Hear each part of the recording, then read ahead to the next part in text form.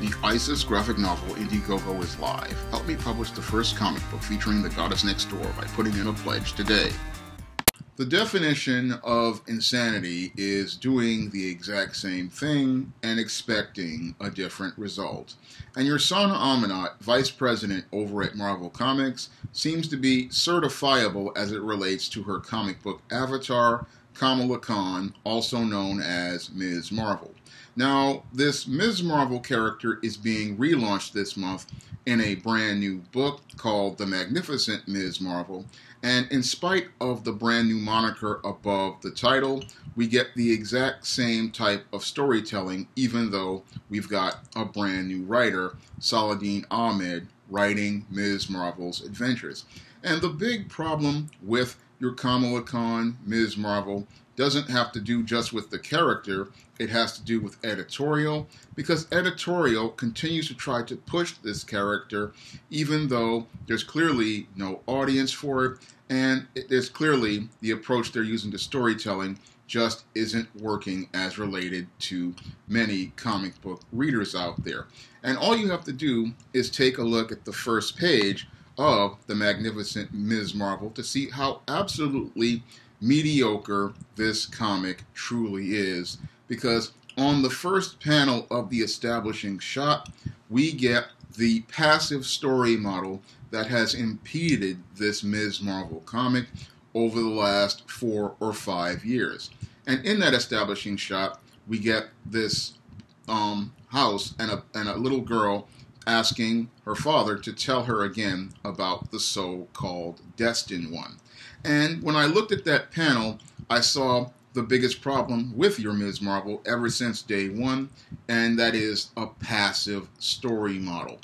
When you have comics, comics are supposed to be active, they're supposed to be alive, and we're not supposed to be told about a character, we're supposed to be shown that character in action. And when they use this approach on the first page, the first impression readers get is that the character is not important and is not someone we need to care about.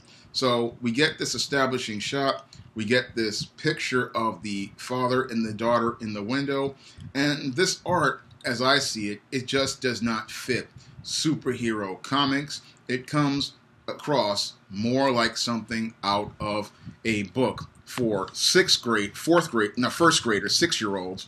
It looks like a book from a children's book. It looks like a page from a children's book.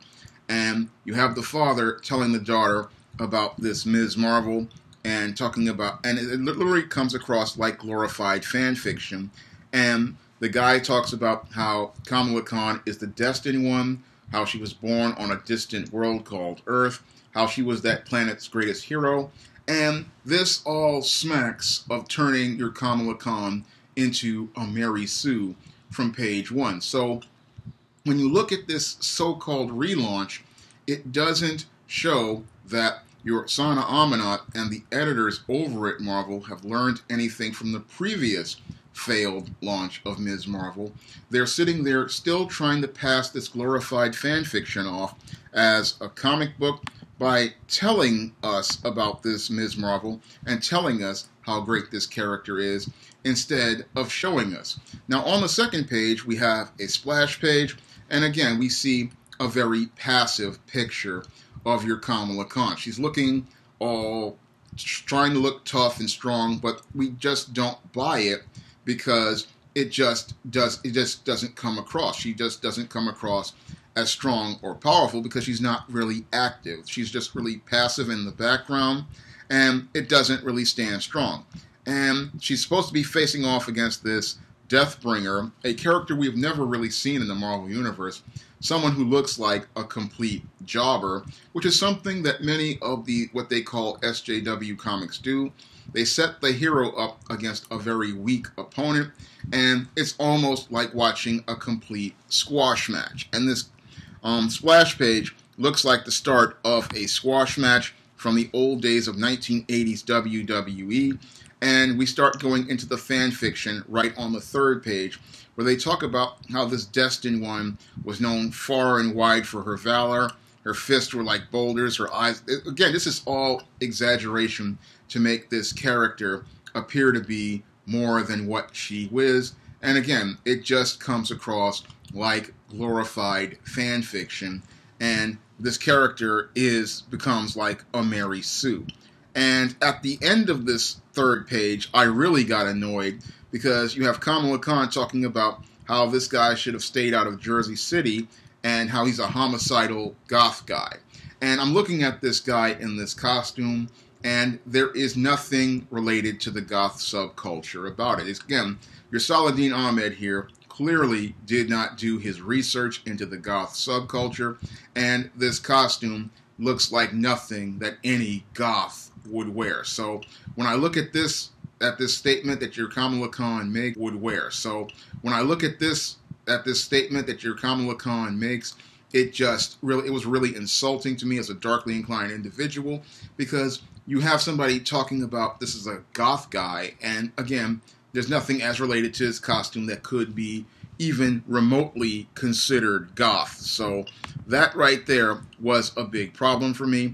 And your Kamala Khan hits the guy, this death whatever his name is, this jobber, with a dumpster, and then she starts talking about how bad it smells. And again, this is just not really, it's a one-punch fight, and this is typical of many of your so-called SJW comics. They really don't set their characters up against any sort of challenge, and they always make these self-validating and give them undue praise and not let these characters develop as people. So I'm seeing the exact same pattern of dysfunction at Marvel Comics. They relaunched the exact same title, put a new moniker on it, and then expect the audience to continue accepting it.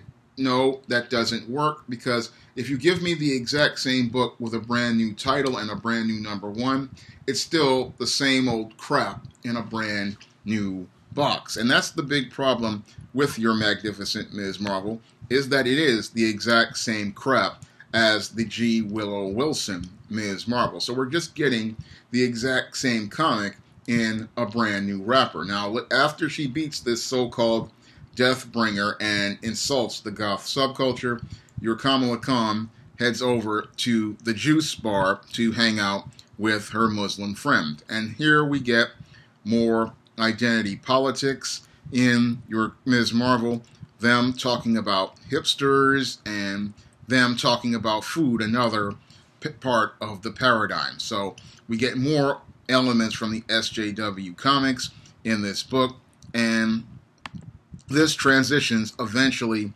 into a story where she runs into her parents, and her parents let her know that she's Ms. Marvel. And after a big blow up with her parents, then this book starts going into more exposition. She has this big blow up with her parents, and her parents are talking about how they feel betrayed and how they know about her double life, and the whole thing just comes across as one big fan fiction temper tantrum, and it just doesn't really resonate with the reader. You don't really identify with this character, and they tell her that her time as Ms. Marvel is over. Her father tells her time is over, and she decides to lose it, runs out like a typical teenager. But then that transitions into more of her rebellion.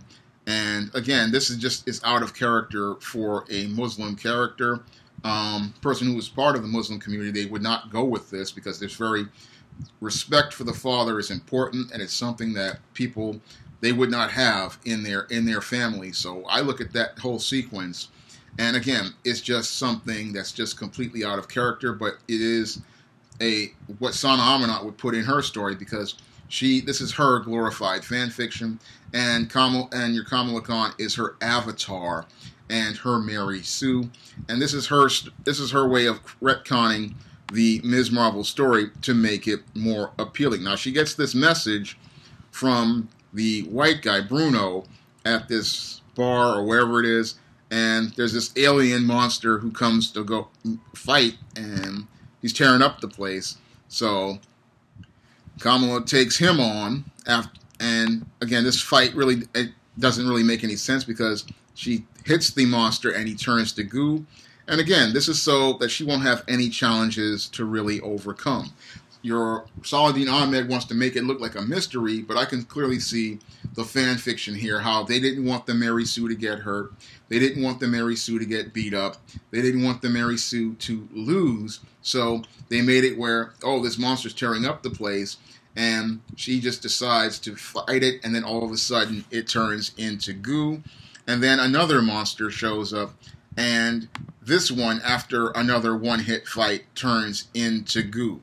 So we got goo monsters, and this whole comic is starting to come across more and more like a wet dream than anything as related to a real story, because all the bad guys turn into goo, and then we get a major plot twist, which looks like it's setting up for a major retcon of Kamala Khan's story, because at the end of the comic, we see something horrific happen to Kamala Khan's parents, which really, again, makes absolutely no sense unless you understand the whole concept of glorified fan fiction, because when you see your Kamala Khan's parents turning into goo, this is where I saw that your Saladin Ahmed is getting ready to set up to try to do some sort of retcon to Kamala Khan's story to try to make it more appealing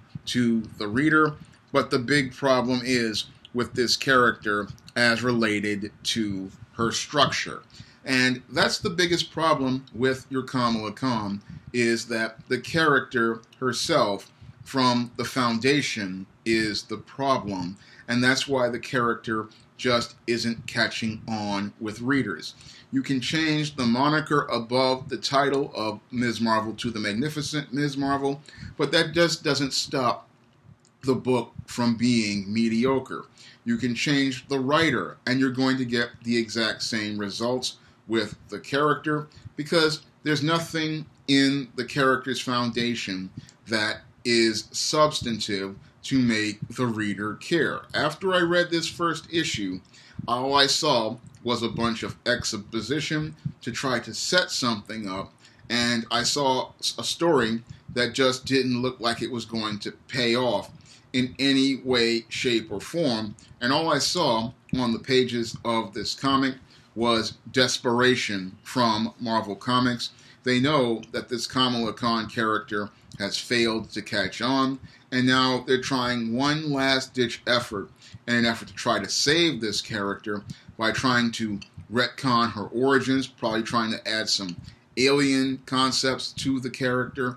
And all of this, I believe, is just not going to work because they're using the wrong story model. They're using the wrong concepts for this character. They're not really developing this character. And again, her foundations all fall apart because Rosanna Amanat will not let Kamala Khan become her own character. She won't let her have her own life. She won't let her overcome her own obstacles or her own challenges. And she just puts up opposition that can be easily beaten, which has become a trope at this point as relates to these so-called SJW characters. Whenever they face any conflict, it is always something either easy to beat, or in this case, it winds up a opposition that winds up melting away, like her parents, who tell her she can't be Ms. Marvel anymore, so they get rid of her parents by having them completely melt away. So I look at this whole story of your Kamala Khan Ms. Marvel, the relaunch, and this relaunch it blew up on the launch pad. It literally exploded before it could even come to any sort of fruition, and this first issue falls completely apart within 3 or 4 pages of the original story. So even though we have a brand new writer, we have the exact same results for this character, a character Marvel continues to desperately try to push in their quest for the name of diversity, and in their quest for trying to promote this whole agenda that they have for strong heroines. And there's nothing strong about your Kamala Khan in this story. She does not show any strength of character. She does not show any sort of internal character traits that make you want to relate to her as a hero. And when you see this woman running away from parents and authority figures, she shows us that she's not a heroine anybody would respect, especially people who come from Muslim families who understand the patriarchal order and the respect for the father, because when she defied her father, that was something that was just be completely out of character for a daughter in a Muslim family to do. And again, it shows that they are more about pushing a feminist narrative rather than pushing a traditional Muslim narrative. And this character has fallen completely apart, again, as I've seen it, as related to her story. And this series, if this is the first issue, the first impression I get is that this character, this book, is just not going to last that long, because if you come up with a weak first issue like this, your cancellation is going to come sooner rather than later. If you'd like to help me get a comic featuring a strong heroine out to the marketplace, I urge you to support the ISIS graphic novel Indiegogo by clicking the link in the description box. In that story, I'm going to have the goddess next door taking on a bikini-clad bank robber in an all-ages, action-packed ISIS series adventure. And if you want to check out the books of the ISIS series, you may do so by clicking the link to Amazon.com in the description box. And if you want to see me make more videos like this, you can donate to my Patreon by clicking the link in the description box. That's all I have to say for this video. You can comment, rate, and subscribe.